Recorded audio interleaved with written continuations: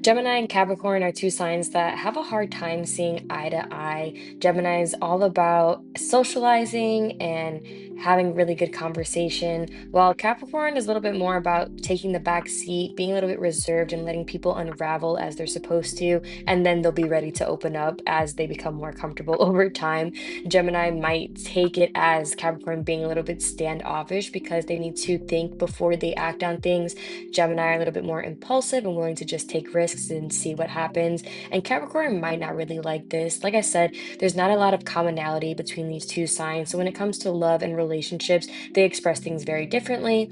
I think overall, I would rate this a 2 out of 10. I've not really seen a lot of Gemini and Capricorn pairings, and if they do, it's because they have other planets that are supporting this relationship. Virgo and Capricorn Venuses are both earth signs, so they have a certain level of commonality for what they look for in love. They're looking for someone to hold them down, and especially someone to hold them accountable. The main difference here is that Virgo is a mercurial, so they're a little bit more likely to stir up drama in the relationship, and Capricorn doesn't really go for drama like that. I always joke and say that Capricorn Venuses are a little bit strict when it comes to love because they have certain expectations of their partners, and earth signs tend to have certain expectations.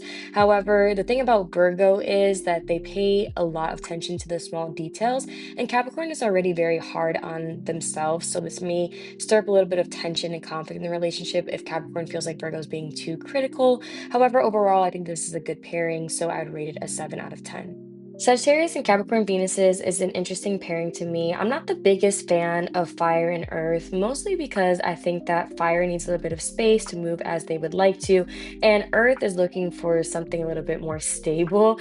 However, I think with Sagittarius and Capricorn, there's a little bit more commonality here. You have to think that Capricorn comes after Sagittarius in the order of signs, which means that Capricorn is just a little bit more evolved version of Sagittarius. So Capricorn can understand the need for freedom and wanting to live life as you see fit.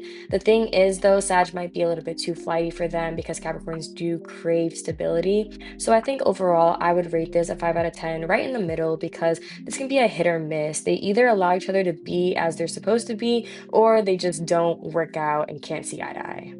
Pisces and Capricorn is a story as old as time, in my opinion. I just feel like Pisces love Capricorn's bad, and this is because they need someone to hold them down. And Capricorn is the best sign to do this because they crave stability and security, and they're really big on providing that environment for their loved ones too.